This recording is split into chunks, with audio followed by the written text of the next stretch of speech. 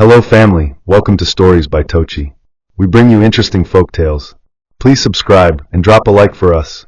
This generosity would go a long way for us. Also share to family and friends. And please turn on post notification to stay tuned for more. Thank you as you do so. Now let's get into the story. The house on Blackstone Hill stood like a memory no one wanted to revisit. Tall, quiet, and far too heavy for the wind to move. Some said it was cursed, others simply said it was cold. Either way, no one knocked, and no one left flowers at the gate. Inside, Thomas Whitmore sat alone, his eyes like two gray coals glowing faintly in a dying hearth. The morning light, pale and unbothered, crept through the velvet drapes and landed on his wrinkled hand, the same hand that once signed contracts big enough to shift stock markets.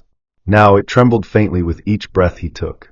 His chest ached, not sharply, but in the kind of way that made you look over your shoulder to see if death had stepped into the room.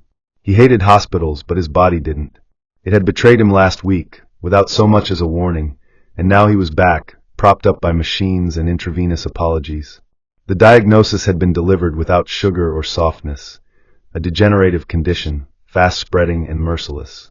His organs were fading, his time was slicing itself into smaller and smaller fragments, and the final blow came like a whisper dipped in ice. He had 1 month to live.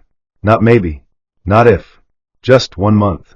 It wasn't cancer, it wasn't a tumor, it was something rare, something cruel that didn't care how many zeros he had stored away. The doctor, a middle-aged man with kind eyes and overworked hands, stood by the bed, unsure if Thomas wanted comfort or quiet. "There is a trial," he had offered cautiously, as though trying to slide hope past a locked door. "A stem cell treatment in Switzerland. Early stages. Unregulated, expensive. But they only accept biological connections. Meaning, you'd need a child. A living heir." Thomas didn't laugh. He simply exhaled, as if some invisible thread had finally snapped in his chest. A child. Of all things. He, who had avoided family like a disease. He, who had spent his youth signing off love letters with the word undeliverable. The irony tasted metallic. Back in Grendel Springs, life moved like syrup, slow, deliberate, sometimes bitter. The town, wrapped in fog that seemed to pour from the ground itself, hadn't changed in decades. People still whispered instead of speaking, and secrets clung to bricks like ivy. The Whitmore estate, perched high enough to look down on the rooftops below, was a palace of dust and dead air. Servants had long been dismissed. The only person left in the mansion besides Thomas was Helen Rivers, his private nurse, 34, slender but not fragile, quiet but not invisible. She moved through the house with a kind of grace reserved for ballerinas and broken-hearted women. Hired 6 years ago, Helen had become a fixture, like the antique clock in the hallway that no longer ticked. She did not speak unless spoken to. She did not ask questions. Her job was simple: keep Mr. Whitmore alive for as long as he wished to be. And yet, even in her silence, she had noticed things. How he watched the rain. How he never touched the family wing of the house. How he once held a baby's shoe in his hand during a storm, thinking no one saw. But Helen saw. She always saw. Her own life had been stitched together with losses. Her husband, a kind-eyed mechanic named Jonah, had died in a highway accident 3 years ago, leaving her with hospital bills, funeral debt, and an echoing loneliness that filled every drawer. She lived simply. No car, no lavish needs. A second-hand apartment with peeling wallpaper and a cat named Albert. Her life was manageable but not lived. That evening, after receiving his diagnosis, Thomas returned to the estate. He sat by the fire for hours, saying nothing, only blinking as flames danced in the glass. Helen brought him tea as she always did, 2 sugars, no lemon. He reached for the cup, held it, and did not sip. The silence grew thick between them. Finally, without looking at her, he spoke. "Helen, I need you to do something for me." Her hands paused on the tray. "Anything you need, sir." His voice dropped, almost ashamed. "I need you to carry my child." The tray nearly slipped. Helen blinked, convinced she had misheard. "Sir? $1 million. My child. Using my last frozen sample. You'll be taken care of, protected. It's clinical, not romantic. But it's urgent." The air fled the room. Helen stared at him, the man who once scolded her for misplacing his newspaper, now asking her to bring his bloodline back from extinction. She said nothing, only placed the tray down and walked out slowly, her heels tapping out a quiet heartbeat on the wooden floors.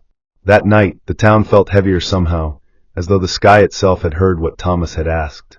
Helen walked back to her apartment with her coat clutched tightly, the cold biting through fabric and skin. Her boots echoed on the wet pavement, each step reminding her that reality had shifted beneath her feet. The lights in her building flickered once before stabilizing, a small reminder that everything around her was always on the edge of failure. She let herself in, fed Albert, and sat at the kitchen table. The offer swirled in her mind like leaves in a drain, chaotic, confusing, inevitable. $1 million. Enough to erase debt, start over, maybe even live again. But what was the cost? Her body? Her dignity? Or something even deeper? A part of her soul she hadn't known was still beating? She made tea out of habit, though her hands trembled too much to enjoy it. The idea wasn't grotesque. It wasn't immoral, not technically. It was business. It was survival. But Helen had never been transactional. She had never been someone who said yes for the sake of comfort. Her husband had called her stubborn soft. She cared too deeply, trusted too slowly, and carried sorrow like a second skin. She sat in the silence, staring at her reflection in the dark window. Could she do this? Could she become the vessel for a child who wasn't hers, for a man who had lived without warmth until death came knocking? She didn't sleep that night. Instead, she watched the ceiling, counting the cracks, listening to the radiator hiss like an angry whisper. By morning, her eyes were swollen, but her mind was made up, not in full but in fragments. There was still time to say no. But something in her gut twisted, not in fear, but in strange curiosity. What if she said yes? What if this wasn't the end of something, but the strange, uncertain beginning of something new? Days passed like ghosts brushing against the window panes. Thomas waited. Not anxiously, but steadily, like a man watching an hourglass he could not flip. He didn't ask again. He didn't press. He only sat in his study, surrounded by ledgers and ledgers of past wins, empires built, companies sold, boardrooms silenced by his entrance. All of it seemed foolish now, monuments to an ego that could not breathe without applause. He realized too late that money had bought him everything but history. Without a child, there would be no memory left to carry his name. His bloodline would evaporate like dew at dawn. And Helen? She remained silent for 4 days.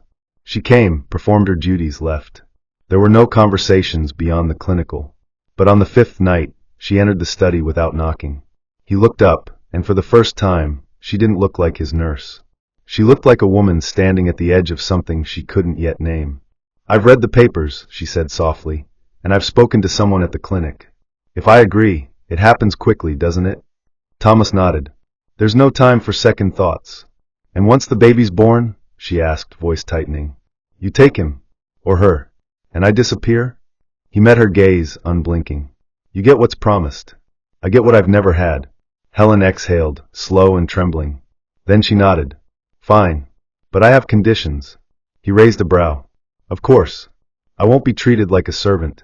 I'll stay on my terms.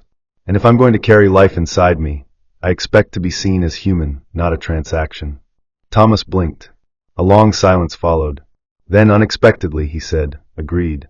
She turned to leave, but paused at the door. "Just one more thing." He waited. "Don't lie to me. Not once. If there's anything you're not telling me about this, say it now." He stared into the fire again, and this time his eyes flickered. But he said nothing. And in his silence, the first seed of something unknowable began to grow between them, something that would change both of their lives forever. The walls of Helen's apartment were thin, and so was her patience with the ghosts they let in. Sounds bled through the plaster, muffled arguments from the neighbors upstairs, a baby crying down the hall, the clank of worn-out pipes breathing in the corners. She lived in the sort of building where every door had seen too many goodbyes, and the paint peeled like old scabs no one had the money to heal. Yet this place had become a kind of sanctuary for her, a fragile island between work shifts, grief, and grocery lists. That night, though it felt like a cage, the $1 million offer floated in her thoughts like oil on water, never mixing with the rest, never settling. Helen sat on the edge of her bed, wrapped in her late husband's old sweater, a frayed thing that still carried the scent of a mechanic's garage and peppermint gum. Her hands were clasped over her stomach, as if something already stirred there. But there was nothing, only the memory of possibility. For years, her body had been silent. No child had come, no miracle had unfolded, and every attempt had ended in whispered apologies and sympathy glances that never made her feel anything but defective. Now, ironically, life had knocked not with love, but with a contract. Her mind flitted back to the expression on Thomas's face, stoic, almost embarrassed, yet oddly sincere. It was not lust. It wasn't even sentiment. It was need, raw and unadorned. He wasn't asking for family. He was asking for legacy. And yet, there was something in his silence after her condition that stirred her. He didn't object. He didn't bargain. He just accepted. That was rare. Still, her heart was a creature of caution, and it growled at her to be still. The cat jumped onto the bed and nuzzled against her side. She ran a hand along its back without looking. "Do you think I'll regret it, Albie?" she whispered. The cat blinked. Somewhere, a kettle screamed, unattended. Helen had once believed that grief had a season, something with a beginning, a middle, and an end. But the years had proved otherwise. Grief was a circular road. It came back to where it began, only with new shadows. She remembered Jonah vividly, his laugh like gravel and sunlight, the way he hummed under his breath when he fixed engines, how he always asked her about her dreams even when money was tight and the fridge echoed with emptiness. They had planned for a family once. They had names picked out, corners of their apartment assigned for cribs and lullabies. But dreams had a cruel habit of cracking like cheap glass. The accident came without a warning, just a phone call, a sentence, then silence. In the weeks after his funeral, Helen had stopped speaking to most people. Her world became a tunnel, narrow and dark, with no end in sight. She found work out of necessity, not desire. The job with Thomas had landed in her lap through an agency too busy to ask why she looked like she hadn't slept in months. At first, she treated it like any other assignment, numbly. But over time, she had come to know the man behind the suit. Or at least the edges of him. He was cold, yes, but not cruel. He was tired, but not weak. And every now and then, something in his gaze flickered with a pain not unlike her own. That was what made the offer so strange. It didn't feel like exploitation. It felt like an invitation into someone else's loneliness. She could feel her life changing already, even before she had said the final yes. That night, she opened her journal, something she hadn't touched in months. She didn't write poetry or grand declarations, just a single line. "If I give him life, what part of mine do I lose?" She closed it, placed it on the nightstand, and turned off the lamp. The dark answered with its usual silence. The next day brought rain, steady and unyielding. It bled into the streets like ink across parchment, muting colors and making the world feel smaller. Helen arrived at the estate with damp hair and tired eyes. The house was warm but stale, as though it too had been holding its breath. She walked through the familiar hallways with a heaviness she couldn't shake, her fingers grazing the wooden rail as if hoping it would tell her what to do. Thomas was in the study, staring at an old map pinned behind glass. She stood in the doorway for a moment before stepping inside. He didn't turn. "I didn't expect you today," he said, his voice low and unreadable. "I didn't come yesterday because I wasn't sure yet," she replied. "But you're here now." He turned, his eyes not hopeful but steady, like he had already accepted either answer. She approached the desk and set a folder down. "I've made my conditions clear. I've added a few legal protections. The lawyer will come by tomorrow with the official copy." Thomas looked at the folder, then back at her. "You're certain?" Helen nodded, but her eyes betrayed the flicker of a question not yet asked. "As much as anyone can be." He nodded once, as though the conversation had concluded. But then, as she turned to leave, he said, "You don't owe me anything beyond this agreement. You don't have to pretend anything." Helen paused, her hand resting on the brass door handle. "I'm not pretending, but I also won't forget what this is." He nodded again, and the silence between them deepened, not tense, just vast. As she left the study, she passed the hallway mirror and caught a glimpse of herself. For the first time in years, her reflection looked like someone standing at the beginning of something complicated, uncertain, but entirely hers to shape.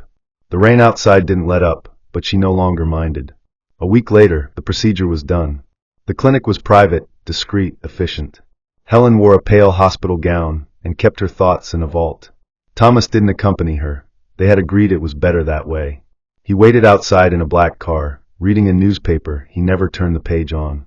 When she emerged, quiet and pale, he helped her into the back seat without a word. The ride home was cloaked in silence, the kind that hummed beneath the skin. Helen felt strange, not broken, not whole, just different, like a room newly rearranged. Her body felt the same, yet already unfamiliar. She stared out the window, watching the town blur past. The bakery with its fogged-up glass, the bookstore with its crooked sign, the laundromat where she used to spend entire evenings watching strangers' clothes spin in circles. Everything looked the same, only she had changed. That evening, back in the estate, Thomas passed her a new key and showed her to a different room, larger, with windows facing east. "You'll be comfortable here," he said. She nodded, too tired to respond. Days passed in a quiet rhythm. She ate well, rested, took her vitamins. Thomas, for the most part, kept his distance. But sometimes, just before bed, she would hear footsteps in the hallway, a soft pause outside her door, then the quiet retreat of someone unsure how to knock. One night, she left the door ajar. He didn't enter, but he stood there for a long while, just breathing. And then he left. Helen lay awake that night, her hand resting gently on her belly, not because there was movement, there wasn't yet, but because something inside her finally had somewhere to go. Not a baby. Not yet. But maybe a beginning. And beginnings, she had learned, were the rarest gift of all. The weeks that followed unfolded not with drama, but with an odd, growing stillness. It was the kind of stillness that settles in a house where something sacred is taking root. Helen began to feel it the way one notices the slow rise of dough, quiet, deliberate, happening beneath the surface. Her body was changing, gently at first. A tug in the lower back. A sudden wave of exhaustion in the afternoons. Her appetite shifted without warning. Food she once loved now tasted like ash, and bland broth could suddenly bring her to tears. There were mornings she would wake up before dawn and sit by the window, wrapped in the same knitted shawl her mother had given her years ago, watching the sky change color while the weight of something unknown grew inside her. She had started journaling again, not just in the quiet scribbles of anxiety, but in full sentences, full thoughts. She wrote not for herself anymore, but for someone else, someone she hadn't met yet. Each word felt like laying bricks on a path leading toward an unseen home. Thomas, on the other hand, remained more present than she had expected. Not intrusive, not hovering, just there. He began to take his meals in the sunroom when she did, his presence a shadow beside her, but not unwelcome. He rarely spoke unless spoken to, but when he did, his words came with a weight that made her pause. One afternoon, as they sat in silence over tea, he asked her if she had thought about names. She hesitated before answering. "It's too early for that." He nodded, then added quietly, "Still names matter, even when they're only whispers." It was a strange thing to hear from a man who had once lived his life with everything labeled but nothing named. There were moments between them that hovered somewhere between warmth and distance, the kind that made Helen question where the lines were being drawn. One rainy evening, as lightning cracked across the sky and the estate trembled faintly under the weight of the storm, the power went out. Helen was in the library, curled with a blanket over her knees, reading a novel she'd already read twice before but returned to out of habit. When the lights died, she didn't move. She listened to the rain tap against the window like impatient fingers, and in the next moment, she heard his footsteps, slow, cautious, familiar now. Thomas appeared in the doorway holding a candle, his face a soft canvas of shadow and flame. He didn't speak. Instead, he placed the candle on the table and sat across from her, lifting a chess board from the shelf beside him. Without asking, he began to set up the pieces. Helen raised an eyebrow. "You play?" He gave a faint shrug. "I used to. It helps with waiting." The game began slowly. No words passed between them for the first half hour, just the clack of pieces on wood and the shifting of breath in the room. When Helen finally spoke, it was not about the game. "What were you like before all this?" Thomas didn't look up from the board. "Hungry," he said after a long pause. "And angry. Not at anyone in particular. Just the world. I built something big enough to quiet the noise." She tilted her head. "Did it work?" He moved his rook. "Not really." They didn't finish the game. Somewhere between conversation and silence, they stopped playing and just sat, two people who had stumbled into each other's lives by accident and contract. When the lights flickered back on, they didn't flinch. The moment had already passed, and both of them carried it quietly like a secret pressed into the skin. As Helen's belly grew, so too did a peculiar rhythm in the mansion. It wasn't joy, not quite, but it was something softer than routine, more intimate than politeness. Thomas began requesting small things that surprised her. Her favorite brand of ginger biscuits for the nausea, a recliner delivered to the East Room, so she could rest after lunch, books she'd mentioned in passing arriving in crisp brown paper tied with twine. She never thanked him directly, and he never called attention to it, but the gestures lingered between them like footprints left intentionally in fresh snow. Once, while tending the garden paths for fresh air, She found a small wooden bench newly placed beneath the plum tree she often admired from her window. It hadn't been there the day before. She sat for hours under it, her hand resting over her belly, her mind quieter than it had been in years. Still, Helen was not foolish enough to misinterpret kindness as intimacy. She reminded herself daily, this was a transaction. And yet, the lines between obligation and something gentler had begun to blur. It showed in the way he glanced at her when she wasn't looking, or the way his voice softened when asking how she was sleeping. At night, she would catch herself wondering what kind of father he might have been had life broken him differently. He had no pictures of family in the house, no portraits of parents or siblings. It was as if he had been born out of stone and raised by the echo of his own ambition. She often wondered if she was carrying the first genuine part of him the world would ever see. And with that thought came both pride and fear, pride in being the keeper of such a life, and fear of what might happen if she allowed herself to care too much. The first time she felt the baby move, it was just after dusk, when the light was the color of old gold, and everything in the estate had gone still. She was reclining in the east room, half asleep, one hand over her belly, and the other holding a worn paperback. The flutter was delicate, like the brushing of wings against silk. Her breath caught. For a moment, she didn't move, afraid the feeling would vanish if she acknowledged it. But then it came again, more distinct this time, like a whisper from within. She pressed her hand against the curve of her stomach and smiled, not with joy exactly, but with awe. It was real now. Not theory, not a promise, but life. A soft knock broke the moment. It was Thomas, holding a file he claimed needed her signature for something minor. House policy, a nurse's insurance, a trivial formality. She nodded absently, still caught in that sacred suspension between heartbeat and motion. "What is it?" he asked, noticing the stillness in her face. She hesitated, then looked at him and spoke so quietly it nearly dissolved into the walls. "I just felt it. The baby." For a breath Thomas didn't move. Then his expression shifted, barely but undeniably. His eyes, always guarded, glinted with something unspoken. He took a step forward, then paused, as if unsure whether permission had been granted. Helen gave a small nod. He knelt beside the chair, hesitating only once before placing his hand just near hers. No words were exchanged. They sat like that for several minutes, listening not to each other, but to the sound of something sacred waking up inside her. And though they were still strangers tethered by an agreement, that night the house no longer felt as empty. Something had changed. Something had grown. And neither of them dared say what it was. The air inside the estate had begun to change in ways Helen could not quite name. Not in temperature or scent, but in feeling, a kind of pressure that built quietly like rain swelling in unseen pipes. It wasn't discomfort, but it wasn't ease either. The days followed a pattern that was never quite the same, never quite routine.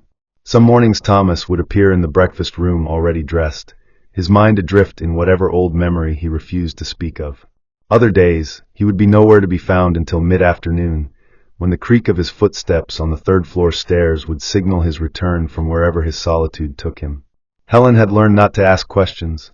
That was one of their unspoken rules now. Questions had weight, and neither of them wanted to bear it too often.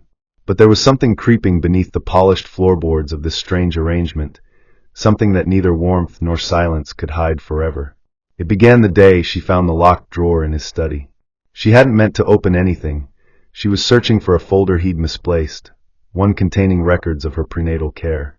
The drawer had been slightly ajar, just enough to tempt curiosity, and inside she glimpsed the edge of something that didn't belong, a photograph. Old, curled at the edges. Her fingers hesitated, brushed it aside, then pulled it free. In the image, Thomas looked younger, barely 40. Beside him stood a woman with short, dark hair, holding a newborn wrapped in a white blanket. The woman's face was blurred by the age of the photo, but Thomas's expression wasn't. It wasn't the guarded man she knew. It was someone wide-eyed, almost hopeful. The photo wasn't labeled. No date. No names. She stared at it for a long time before slipping it back into the drawer and pushing it closed. That night, the sound of wind pressing against the windows felt louder than usual. She didn't confront him immediately. Instead, she watched. She noticed how often he paused when walking past the nursery they were preparing. How his eyes lingered on the empty cradle longer than necessary. How sometimes, while she read aloud in the evening, he would close his eyes, not to sleep, but as if the sound of her voice was something that scraped too close to a place he couldn't bear to revisit. The atmosphere between them remained polite, and in many ways even gentle. But Helen felt the edges fraying. Every kindness he offered began to feel like it came with a string tied to a memory she didn't yet understand. One afternoon, during a brief power outage, she found herself standing in front of the large portrait in the west hallway, the only painting that had never been removed or dusted over. It depicted an unfamiliar scene, a forest path leading to a fogged-out valley, a woman's silhouette in the distance, almost ghostly. Helen stared at it, searching for meaning. "She liked that painting," came a voice from behind her. She turned to see Thomas, leaning against the archway. He didn't clarify who she was. Helen didn't ask. She simply nodded. "It's beautiful. A bit lonely, though." Thomas stared at the canvas, eyes narrowing slightly. "Most beauty comes from loneliness. Or leaves it behind." His voice was strange that day, less restrained. Like the filter had slipped. She wanted to ask about the woman in the photograph, about the child, about what he wasn't saying. But she also knew there's a kind of silence in some men that can't be undone with a single question. It has to be unwrapped, carefully, painfully, like bandages on old wounds. And so once again she said nothing. But her heart was beginning to tie knots in places she didn't know had strings. A week later, Helen woke to find an envelope slid under her door. Inside was a letter, not typed, not signed formally, but handwritten in Thomas's uneven, slanted script. The first line read like a confession. "I once had a son, and I lost him before I ever knew him." The rest of the letter was uneven, fragmented. Not a detailed story, but flashes. He wrote of a woman named Margaret, a boy born during the years he was consumed with business. He claimed he had never held the child, never visited the home after the birth. He said he sent money, but no affection. When the child turned 4, they moved away. No goodbye. No photographs. Only a folded-up notice, 10 years later, that the boy had drowned in a lake during a school trip. He wrote that he didn't go to the funeral because he believed he had no right to. He had built walls around his shame, and those walls had turned into his life. The letter ended without apology, without poetry. Just a final line. "This is the reason I cannot hold the joy you bring. It doesn't belong to me, but maybe it could belong to you." Helen sat with the letter in her hands for a long time. Part of her wanted to be angry. Another part wanted to mourn for a boy she never knew. Mostly, though, she felt the fog inside the house take on new weight. This wasn't just about legacy. It wasn't just about science or treatment or inheritance. This was a man digging through the ashes of something long burned down, trying to find a piece still warm enough to touch. That night, when she walked past the study and saw him sitting by the fire, she stopped, stepped inside, and without a word, placed the letter beside him. Then she sat across from him, no questions, no expressions, just presence. That was all he seemed to need. And maybe for the first time, it was all she could give. By the time her 7th month arrived, the baby had become more than just a presence. It was a being, kicking, stretching, reacting to her voice, waking her in the early hours with tiny declarations of life. She had begun speaking to the child without thinking, whispering little stories, half-finished lullabies, her hand resting over the swell of her belly like a silent promise. And Thomas, now more reserved than ever, began disappearing for longer stretches. He left before dawn and returned only after dusk. She asked where he went once, and he replied, "Just tying loose ends." He didn't elaborate. Something about the way he said it made her stomach twist. One afternoon, while she sat on the garden bench, she noticed the delivery van arrive, unusual, as Thomas did not entertain visitors or allow outside interference. From her seat, she watched as 2 men unloaded a crate, no label, just numbers and a name printed in faded ink. It was wheeled into the West Wing. Helen asked the housekeeper, a part-time woman hired only for deep cleaning, if she knew what it was.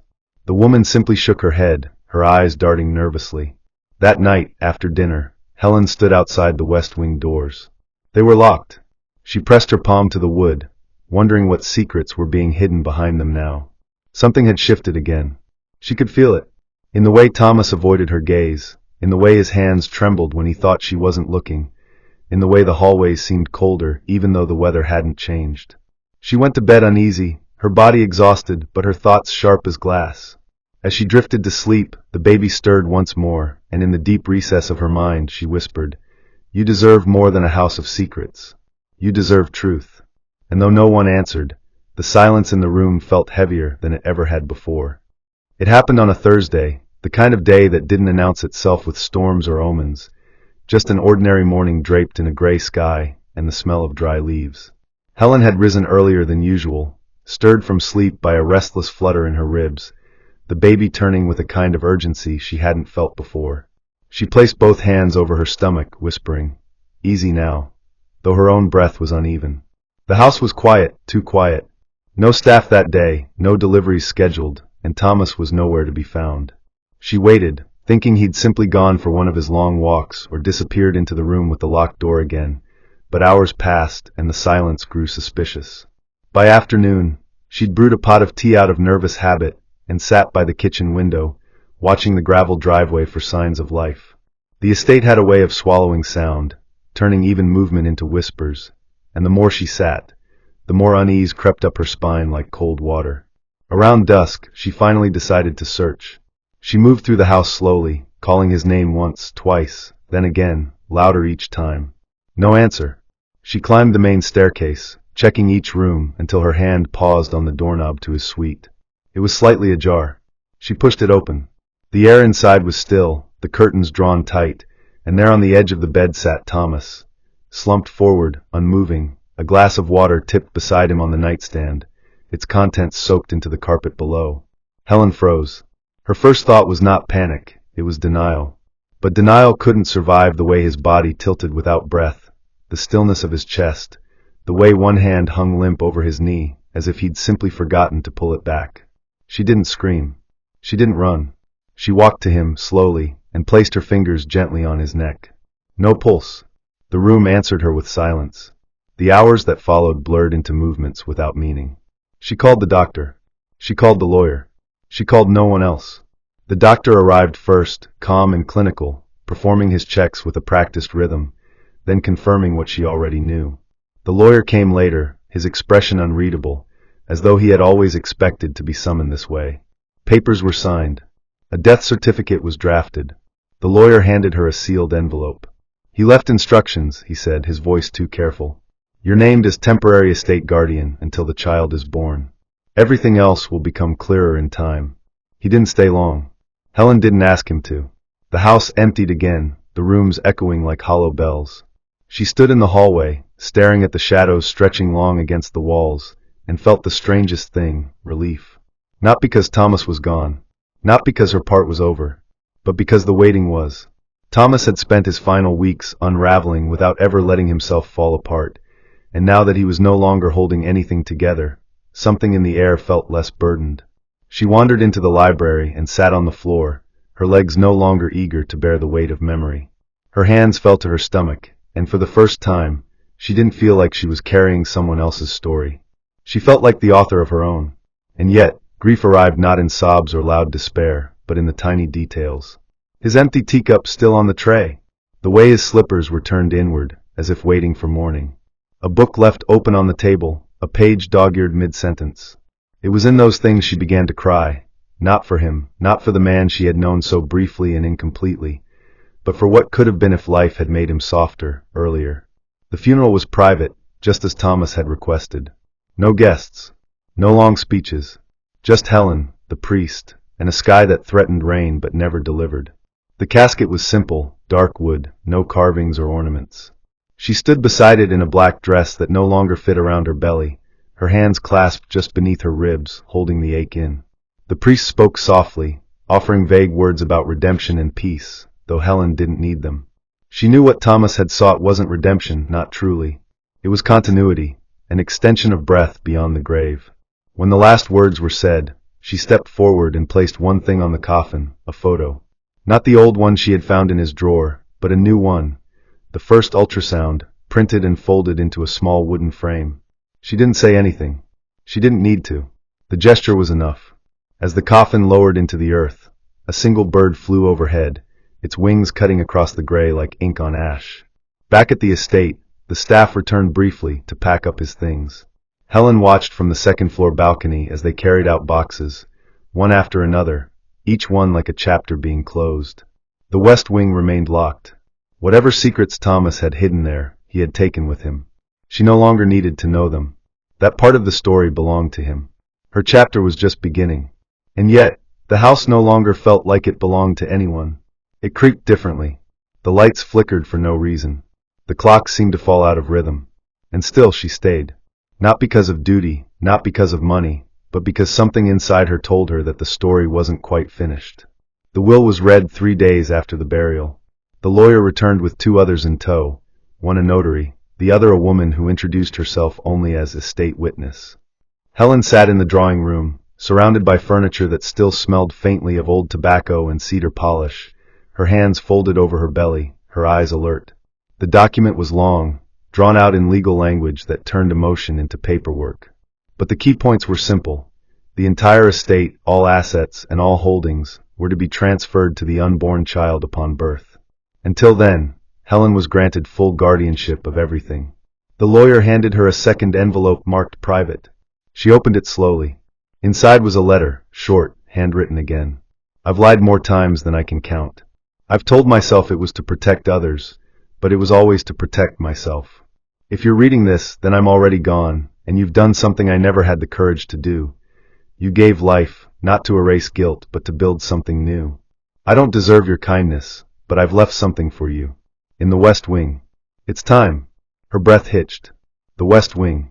She stood, trembling slightly, and made her way down the hallway, each step echoing louder than the last. The door was no longer locked. She pushed it open. The room inside was not what she expected. It wasn't a vault or a study. It was a nursery already built, painted in soft blue and cream, filled with toys, books, a cradle beneath the window. On the wall hung a framed picture of the old photograph, Thomas, Margaret, and the unnamed child, but beside it, taped gently, was the ultrasound. The room had been waiting. And now finally, so was she. It was a month later when the contractions began, sudden, sharp, and entirely indifferent to her preparedness. The storm had arrived without warning, wind hammering the estate windows, the sky turning a shade of gray so deep it blurred the horizon. She had been reading in the nursery when it started, her hands tracing the spines of the baby books on the shelf, whispering lines to herself from memory. The first jolt made her grip the side of the crib. Not panic, but recognition. Her time had come. The housekeeper, who had returned part-time after the funeral, helped her to the car while the rain pounded the gravel outside. The driver, one of Thomas's old staff members, said nothing as he maneuvered through the wet, winding roads, headlights glowing like small moons in the fog. Helen sat in the back seat, her hands pressed firmly against her stomach, her breath short but steady. Pain pulsed through her like the rhythm of an old drum. But beneath the pain was something else, a strange calm, as if her body had always known this would come, even when her mind doubted it. She stared out the window, the trees blurring past like tall ghosts. Each mile brought her closer to a place she hadn't expected to reach. Not just the hospital, but the threshold of motherhood, not as a formality, not as a favor, but as truth. She had made a promise, long ago in the dark, to deliver this life into the world. What she hadn't known then was that, somewhere along the way, that promise had become hers to keep. Not for a price, not for legacy, but because love, the real kind, grows in the soil no one waters. The labor was long, stretching over 2 sunrises. Nurses came and went, their voices calm but tired. Machines beeped, monitors flickered, and in the space between contractions, Helen closed her eyes and saw things she hadn't thought of in years. The first time she kissed Jonah, the look on her mother's face the day she graduated nursing school, the moment Thomas told her about the son he'd never held. The past wasn't knocking on her door, it was lying beside her, breathing softly. When the final push came, it was not elegant, not cinematic. It was raw and painful, and full of the kind of strength she didn't know her body could summon. And then silence. A beat. Another. And then a cry, piercing and shrill and beautiful. The nurse held up the child, a boy, slick with newness and blinking in protest. Helen's chest ached in a way that wasn't pain. The baby was handed to her, swaddled, tiny fists curled tight. She looked down at him, her breath shaky, her fingers brushing across his cheek. "Hello," she whispered, tears slipping down her cheeks. "You made it." No fanfare. No applause. Just the quiet arrival of something infinitely more sacred than anything she had ever known. The hospital room was dim, the rain still falling lightly against the window pane. In her arms lay a boy who had no idea he had been born into a history heavier than most. But to him, none of that mattered. He knew warmth. He knew her scent. He knew her heartbeat. And in that moment, she understood something simple. He was hers. Not because of DNA. Not because of money. But because she had carried him through the silence, through the lies, through the loss. And he had chosen her to arrive to. The name had come to her months ago, but hadn't felt real until now. Thomas Rivers Whitmore. The name carried two legacies, one of blood and one of bond. The hospital staff congratulated her, the birth certificate was signed, and within days they were discharged. She held the baby close as they drove home, the sky clearing slightly above the hills. The estate looked different when they returned, less imposing, less cold. The doors opened for her without hesitation.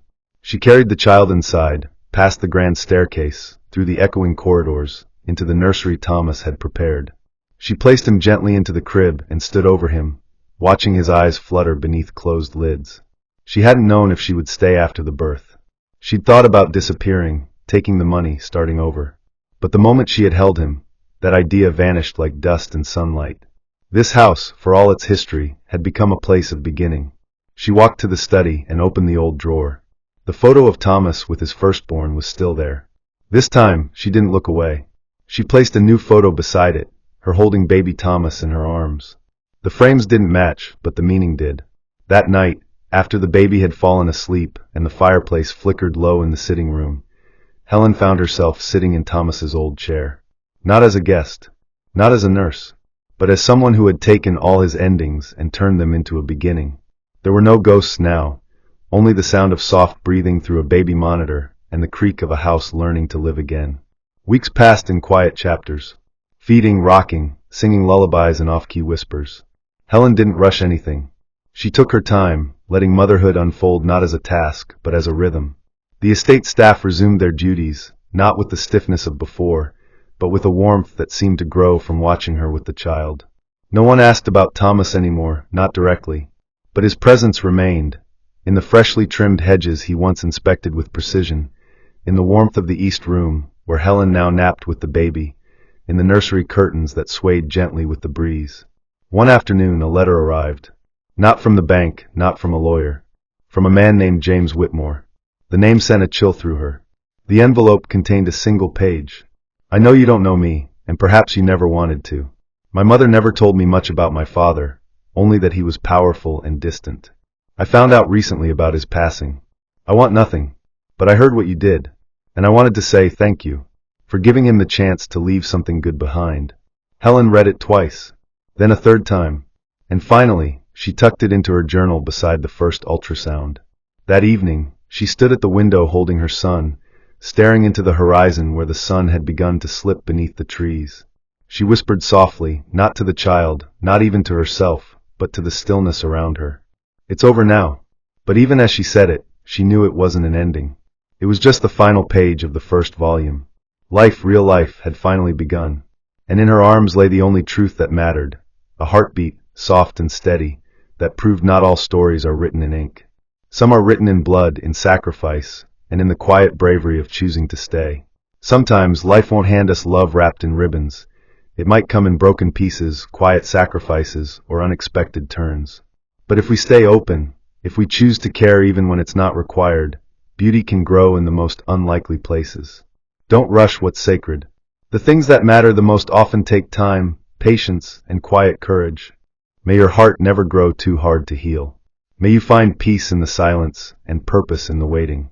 May you be surrounded by people who see your worth, not just your work. May your story be rewritten in love, even if it began in sorrow. And may you carry joy, not just for yourself, but for generations to come. Hope you enjoyed this interesting story. Please don't forget to like, share, and subscribe to our YouTube channel. Turn on post notifications. See you on our next story.